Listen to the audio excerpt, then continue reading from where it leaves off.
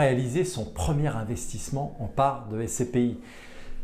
Alors, je pense que déjà, si vous êtes arrivé à cette conclusion de faire son premier investissement en SCPI, c'est que vous avez bien défini vos objectifs, que vous avez bien compris votre, j'allais dire, appétence au risque, voilà, quelle est votre appétence au risque, et que vous avez aussi un horizon de placement qui est un horizon de placement long terme. Long terme, c'est 8 ans minimum selon la recommandation. Nous, on vous recommande de détenir les parts de SCPI sur une durée beaucoup plus longue, entre 15 et 20 ans, puisque un cycle immobilier, c'est très long, et que si on veut générer de la performance, il faut vraiment essayer d'être le plus long terme possible. Voilà, donc une fois qu'on vous a, qu'on a établi à la fois ces objectifs, cette sensibilité au risque et cet horizon de placement, comment réaliser ce premier investissement?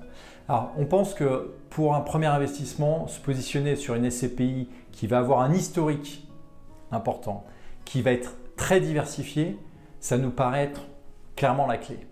On ne va pas aller se positionner sur une SCPI avec une thématique j'allais dire spécifique, que ce soit santé, logistique, hôtellerie, pour un premier investissement.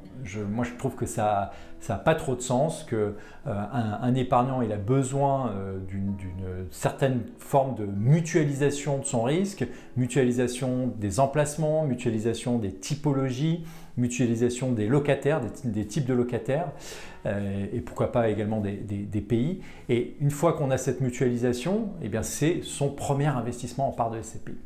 Donc ça, c'est un peu sur la nature de type de SCPI. Alors après, sur comment je les achète. Est-ce que je les achète comptant? Est-ce que je les achète en pleine propriété pour avoir des revenus, à crédit, en nue propriété, en assurance vie, en versement programmé?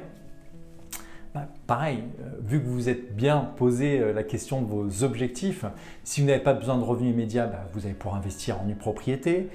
Si vous êtes dans un objectif de transmission, pourquoi pas l'assurance vie. Voilà, il faut regarder au cas par cas, mais la SCPI est vraiment le couteau suisse sur ces objectifs-là.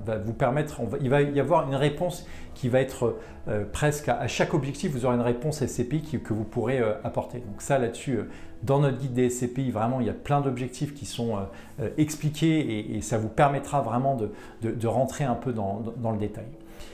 Voilà, une fois que vous avez fait ça, ce qui nous paraît également très important, ça va être de suivre dans le temps votre portefeuille et de revenir régulièrement sur vos objectifs et de revenir régulièrement sur votre capacité d'épargne, etc., etc. Parce qu'à un moment donné, vous direz peut-être que je n'ai pas besoin des revenus, je peux réinvestir les dividendes, j'ai une capacité d'épargne, je peux mettre en place des versements programmés, j'ai reçu une prime ou un héritage, pourquoi pas réinvestir. Voilà, c'est important de suivre de manière régulière tous vos investissements pour que sur le long terme, vous soyez, j'allais dire, satisfait.